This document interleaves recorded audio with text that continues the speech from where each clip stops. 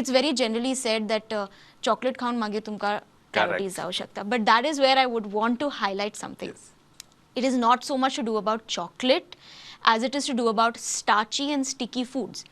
So we again have a good amount of literature to say that it's more to do with आमचे glucose biscuit असता. So when we have a glucose biscuit आणि आम्ही खाता say with cha, or we give it to kids mostly, Correct. even in tiffin or with milk. Absolutely. ते बिस्किटाचे fragments आमचे दाताचे मधी रावता. Okay, and that does not get cleared out by itself. So it becomes like a pasty चिकट असता मागीर आणि ते रावता थंय, and that creates and allows for an acidic environment आणि मागीर तुमकां कॅविटीज जावं शकता.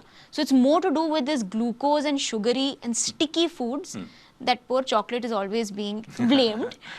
They've even done a study. They found that individuals who had a large amount of chocolate and brushed immediately, teka itle cavities zaung na as compared to those who had a lesser amount of chocolate over a long period of time, and yet they were not having a very good oral hygiene regime.